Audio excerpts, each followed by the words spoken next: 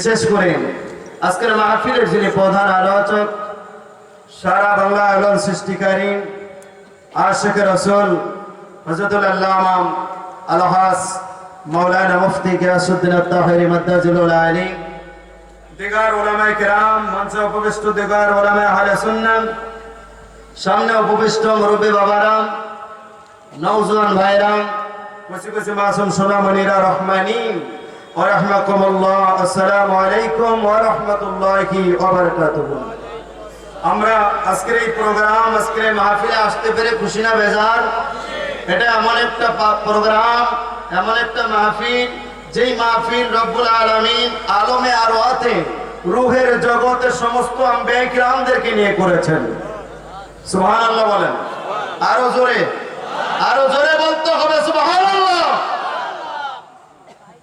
তো যে আল্লাহ তাআলা আজকের এই মাহফিলে আমাদেরকে আসার সুযোগ করে দিয়েছেন, আল্লাহ পাকের দরবারে শুকরিয়া আদান, জবান খুলে বলুন আলহামদুলিল্লাহ। লাখো কোটি দরুদ ও সালাম আল্লাহর প্যারা হাবিবের দরবারে। মাওলাই করিম আমাদের সালাম ভালোবাসা রহমতের নবীর নূরের কদমে কবুল করে নাও, আমিন বলেন। দরুদ পড়ুন আল্লাহুম্মা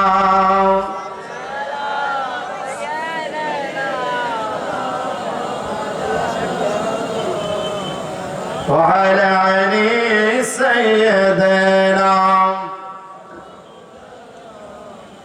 বন্ধুরা রে আমার, বাবাজিরা রে আমার, আমরা মুসলমান হয়েছি, খুশি নেই? সবাই খুশি? পিছনের ভাইরা খুশি? দুই হাত তুলে বলেন খুশি কিনা? আমরা সবাই খুশি তো? মুসলমানের ঘরে জন্ম নিয়েছি, খুশি কিনা? মসজিদ পেয়েছি খুশি, মাদ্রাসা পেয়েছি খুশি। বন্ধুরা রে আমার, বাবাজিরা রে আমার, আল্লাহ পাক রব্বুল আলামিন সমস্ত নিয়ামত যে মাহবুবুন নবী পাক রাসূল সৃজন করেছেন, তিনি আর কেউ না, তিনি হলেন রাহমাতাল লিল আলামিন। জোরে বলেন না সুবহানাল্লাহ।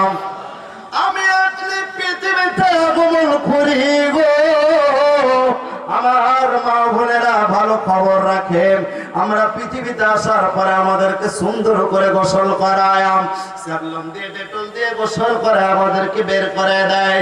কিন্তু আম্মা জান মা আমেনা বলেন, জগতের মুসলমান আমার প্রিয় সন্তান যখন পৃথিবীতে আগমন করেছে, আমি আমেনা দেখতে পেয়েছি গো, আমার নিজে চোখের মধ্যে দেখেছি আল্লাহর প্রিয় রাসূল পৃথিবীতে আগমন করেছে। শরীর মোবারক থেকে অটোমেটিক্যালি মেসকম ভরে সুগরান বের হচ্ছে। সুবহানাল্লাহ আসেনি না? বাড়ি গিয়ে বলবেন, জোরে বলেন না সুবহানাল্লাহ। শুধু তাই না, মাজার মামারা বলে পৃথিবীর সন্তান আছে, চিৎকার করে হো হো করে কান্না করেন। আম্মা জান মা আমেনা বলেন, আল্লাহ রাসূল যখন আগমন করেছে, সাজদায় পড়িয়া আশহাদু আল্লা ইলাহা ইল্লাল্লাহ ওয়া আন্নী রাসূলুল্লাহ বলে আল্লাহ রাসূল নিজের কালেমা নিজেই পড়েছেন। জোরে বলেন না সুবহানাল্লাহ। শুধু তাই নয় গো বন্ধুরা আমার, আমি বলতেছিলাম ডেটল দিয়ে সাবলম দিয়ে গোসল দিয়ে বের করে দেয়। আম্মা জান মা আমেনা বলেন, দুনিয়ার সন্তানের নাড়ের সাথে মায়ের একটা নাড়ের সম্পর্ক আছে কিনা? আরো ধরে বলেন। আম্মা জান মা আমেনা বলেন, আমার প্রিয় সন্তান পৃথিবীতে এসেছে, আমি আমেনা দেখতে পেয়েছি আল্লাহর প্রিয় রাসূলের অটোমেটিকলি নার পৃথিবীতে আসার আগে আল্লাহর কুদরতি আয়োজনে ব্যবস্থা করে পৃথিবীতে পাঠিয়েছেন। আমরা পৃথিবীতে আছি, আমাদের গায়ে না পাগলে থাকে, মায়ের রক্ত লেগে থাকে আমাদের শরীরে। আম্মা জান মা আমেনা ডাক দিয়ে বলতেছে, আল্লাহর প্রিয় হাবিব পৃথিবীতে আগমন করেছে, আমি আমেনা দেখতে পাচ্ছি, দুনিয়ার অন্য কোন সন্তানের মতো নয়। আল্লাহ রাসূলের চক্ষু মুবারকে জান্নাতি সুরমা লাগানো রয়েছে। সুবহানাল্লাহ। আরো জোরে বলেন। তো নবী কি তারপরে আমার আপনার মতো? আরো জোরে বলেন। আমার আপনার মতো নয়। বাবারা আমার, ওই নবী পাককে যদি ভালোবাসেন, তাহলে আল্লাহ পাক আপনাকে জান্নাতে দিবেন। সুবহানাল্লাহ বলেন। নবী হলেন ঈমান, নবী যে হলেন আরো যারা বলেন আলা লা ঈমান লিমান লা মুহাব্বাতা লা। সেই বুখারীতে রয়েছে হুব্বুর রাসূল মিনাল ঈমান, নবী প্রেমের নাম ঈমান। নবী প্রেম যদি আপনার অন্তরের মধ্যে থাকে গো, আপনার মাকাম কতটা বাড়ায় দিবেন। আর নবীর সাথে যদি বেয়াদবি করো, আপন থেকে কাফের বাচ্চার দিকে তাকায় দেখো আল্লাহ কিভাবে লানত দিয়েছে। আল্লাহ পাক রব্বুল আলামিন সূরা আহজাবের 57 নম্বর আয়াত কারিমার মধ্যে বলেন, আপনারা বলুন বিসমিল্লাহির বিসমিল্লাহ আসেনি পড়লে লাভ না লস? কে কে বলেন তো লস কার পক্ষে, লসের পক্ষে কে কে? লাভ না? বিসমিল্লাহ শরীফ পড়লে একবার পড়লে 190টা সওয়াব হবে। বিসমিল্লাহির রহমানির রহিম। আল্লাহু আকবার বলেন। ইন্নাল্লাযীনা ইউযুনাল্লাহা ওয়া রাসূলাহু লা'আনাহুমুল্লাহু ফিদ দুনিয়া ওয়াল আখিরাহ ওয়া আ'আদ্দা লাহুম আযাবান মুহিনা। আমার আল্লাহ পাক বলে ইন্নাল্লাযীনা ইউযুনাল্লাহা ওয়া রাসূলাহু, যারা আমাকে কষ্ট দেয়, আমার হাবিবকে কষ্ট দেয়, লা'আনাহুমুল্লাহু ফিদ দুনিয়া ওয়াল আখিরাহ, দুনিয়াতে তাদের উপরে লানত, আখিরাতে তাদের জন্য লানত, আযাবান মুহিনা, তাদের জন্য কঠিন আযাবের ব্যবস্থা কে করেছেন? আবু জাহেলের জন্য করে নাই? করেছেন না বাবা? তো নবীর সাথে বেয়াদবি করলে আযাবের ব্যবস্থা কে করবে?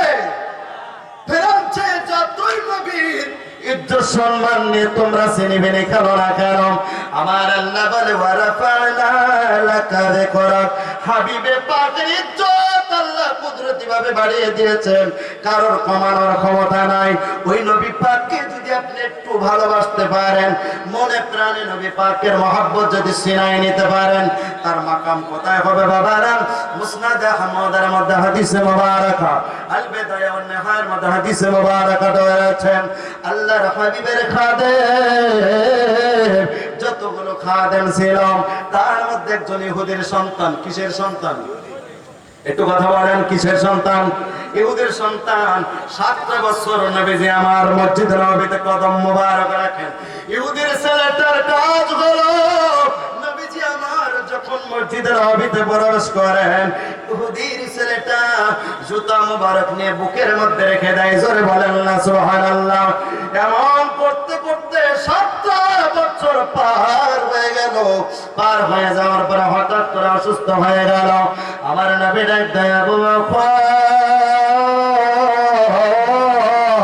আবু বকর রে, যুবকটার খবর কেন আমি পাচ্ছি না? খবর নাও যুবকের অবস্থা কি? ইয়া রাসূলুল্লাহ, ইয়া হাবিবাল্লাহ, যুবকটা অসুস্থ হয়ে গিয়েছে। আল্লাহ রাসূল বললেন চলো আমি তার বাড়িতে যাব। যুবকের বাবা মা যখন জানতে পারলো আল্লাহ রাসূল আসবেন, একটা চেয়ারের ব্যবস্থা করলেন। নবী পাক চেয়ারে না বসে যুবকের মাথার কাছে আমার দয়াল নবী বসে গেলেন। সুবহানাল্লাহ বলেন। নবীজি যদি আমার আপনার ঘরে আসে, ওই ঘরটা কি ভাগ্যবান না? তার চেয়ে ভাগ্যবান আল্লাহর জমিনের উপরে আর নাই। যুবকটা মাথার কাছে বসিয়ে কপালের মধ্যে রহমতের নবী হাত মোবারক রাখলেন। হাত মোবারক রেখে হাত মোবারকটা সরায় নিলেন। বললেন, যুবক রে, কালেমা পড়ে মুসলমান হয়ে যাও। একবার মায়ের চেহারার দিকে তাকায়, একবার বাবার চেহারার দিকে তাকায়। বাবা মা ডাক দেয়, বাজানো আমাদের দিকে তাকায়, তুমি ইমানদার হইতে পারবা না। যার চেহারা মোবারকের দিকে তাকাইলে বেঈমান অটোমেটিক্যালি ইমানদার হয়ে যায়। দরবারে মুস্তাফার নূরের কদমের দিকে তাকাও। নবী পাক যা বলেছে তোমারে, তুমি আর দেরি করো না, তুমি এই মুহূর্তে কালেমা পড়ে মুসলমান হয়ে যাও। ত্রিভুবনের প্রিয় মুহাম্মদ এলো রে দুনিয়ায়, আয় রে সাগর আকাশ বাতাস দেখবি যদি আয়। সুবহানাল্লাহ বলেন। বাবারা আমার যুবকটা কালেমা পড়ে মুসলমান হয়ে গেল। রহমতের নবী যুবকের বাড়ি থেকে যখন বের হয়ে যাচ্ছে, আমার নবী বললেন, আবু বকর আল্লাহর কাছে শুকরিয়া আদায় করে, কারণ হলো আমি যখন যুবকের করে এসেছি আমি দেখতে পেয়েছি আজরাইল যুবকের মাথার কাছে বসে আছেন। দুনিয়ার কারোর কাছে আজরাইল অনুমতি চাই না, অনুমতি চাই না, যুবকের মাথার কাছে আজরাইল দাঁড়িয়ে রয়েছেন। আমার নবী চক্ষু মোবারক বন্ধ করিয়া ডাক দিলেন, আল্লাহ গো, তোমার হাবিবে পাকের নালায়েন মোবারক জুতা মোবারকের খাদেম যদি বেঈমান হয়ে মারা যায় আমি নবী সহ্য করতে পারবো না। আল্লাহ তুমি যুবকের মাথার কাছ থেকে আজরাইল সরাইয়া দাও। আজরাইল দুনিয়ার কারোর জন্য অপেক্ষা করে না। আমার আল্লাহ বললেন, আজরাইল আমার হাবিব যতক্ষণ না বলবে যুবকের রূহতে কবজা করতে পারবি না। নবী পাক কালিমা পড়ে মুসলমান বানায়া গেলেন। যুবকটা কালিমা পড়ে মুসলমান হয়ে গেল। আমার আল্লাহর হুকুমে যুবকের প্রাণ নেওয়া হলো, যুবক দুনিয়াতে বিদায় নিল। জোরে বলেন না সুবহানাল্লাহ। বাবারা আমার, নবী পাক বলেন, আবু বকর আল্লাহর কাছে শুকরিয়া যে আল্লাহ তাআলা আমি নবী পাকের ওসিলায় এই যুবকটা জাহান্নামী ছিল, নবী পাকের ওসিলায় জান্নাতি বানায় দিয়েছে। জোরে বলেন না সুবহানাল্লাহ। তো নবী পাকের সঙ্গে প্রেমের সম্পর্ক করলে জাহান্নামী বান্দা জান্নাতি হয়ে যায়, ঠিক কি না? নবী পাক কি আমার আপনার মতো? যারা বলে নারায়ে রিসালাতের স্লোগান, এটা দিয়েন নাম, এর মধ্যে শিরিকের গন্ধ পাওয়া যায়, আমি বলবো তোমার জন্মের মধ্যে শিরিক রয়েছে। তুমি কার সাথে কথা বলো? নবী পাক জিবরাইল আমিন বলে, আমি আদম নবীর কাছে গিয়েছি, ঈসা রুহুল্লাহর কাছে গিয়েছি, মুসা কালিমুল্লাহর কাছে গিয়েছি, পর্যায়ক্রমে প্রত্যেকটা নবী রাসূলের কাছে আমি আজরাইল 40 বার, কারো কাছে 4 বার, কারো কাছে 10 বার, কারো কাছে 20 বার, 30 বার গিয়েছি। জিবরাইল আমিন বলেন, আমি নবী পাকের দরবারে কয়বার গিয়েছি জানো? পৃথিবীর মুসলমান সমস্ত নবীদের কাছে কারো কাছে 20 বার, 30 বার, 40 বার, নবী পাকের কাছে আমি জিবরাইল হাজিরা দিয়েছি 24,000 বার। জোরে বলেন না সুবহানাল্লাহ। তো যেই নবী পাকের দরবারে জিবরাইল আমিন 24,000 বার আসতে পারে, ওই নবী পাককে সাধারণ মানুষ বলে বেঈমান হওয়ার সুযোগ আছে? বেঈমান হওয়া যাবে? ইমানের দাম কি 500 টাকা, 1000 টাকা, লাখ টাকা, কোটি টাকা? ইমানের দাম কোটি টাকা দিয়ে পাওয়া যায় না। আমার আল্লাহ বলে, ইন্নাল্লাযীনা ইয়া আইয়ুহাল্লাযীনা আমানু লা তাত্তাখিযু আবাউকুম ওয়া ইখওয়ানাকুম আউলিয়া ইন ইসতাহাব্বুল কুফরা আলাল ঈমান। তোমরা বাবারে বন্ধু বানাও না, ভাইরে বন্ধু বানাও না। মাওলাই করিম বাবারে ভালোবাসার কথা তুমি বলেছো, ও কদা রাব্বুকা আল্লা তা'বুদু ইল্লা ইয়াহু ওয়া বিল ওয়ালিদাইনি ইহসানা। আবার বলতেছো বাবারে বন্ধু বানাও না, ভাইরে বন্ধু বানাও না। কারণ কি? আমার আল্লাহ বলে, আউলিয়া ইন ইসতাহাব্বুল কুফরা আলাল ঈমান, তারা যদি ঈমানের পরিবর্তে কুফরিকে অবলম্বন করে। ফারুক আজমের দরবারে নবী পাক সব সময় লাউ খাওয়া পছন্দ করতেন, ঠিক কিনা বলেন? তো ওনার বাড়িতে সব সময় লাউ রান্না হয়। ফারুক আজমের আব্বাজান খাত্তাব বললেন, ওমর তোমার বাড়িতে প্রতিদিন লাউ রান্না হয়, টিটকারি করলেন, মস্কারি করলেন। ফারুক আজম বললেন, সাবধান, আরেকবার যদি নবী পাকের সঙ্গে বেয়াদবি করেন আমি ফারুক আজমের তার বাড়ি থেকে আপনাকে কেউ আলাদা করতে পারবে না। সুবহানাল্লাহ বলেন। বাবারা আমার, শেষ তো দ্বিতীয়বার বললেন, ফারুক আজম তরবারি দিয়ে 2 টুকরা করে দিলেন। এটাই ফারুক আজমের ঈমান, এটা আবু বকরের ঈমান, এটা উসমানে জিন্নুরাইনের ঈমান, এটা আমাদেরও ঈমান। আমার বাবা হতে পারে, মা হতে পারে, সন্তান হতে পারে, তুমি যদি যাররা পরিমাণ আমার নবীর শানে বেয়াদবি করো, তোমাকে ছাড় দেওয়ার সুযোগ নাই। ডান হাত তুলে বলেন, ঠিক কি না? নারে তাকবীর, নারে রিসালাত, আহলে সুন্নাত ওয়াল জামাত, শাহনশাহ শ্রীকোট জিন্দাবাদ। আমাদের আশা যাওয়া কবুল করে, আমিন।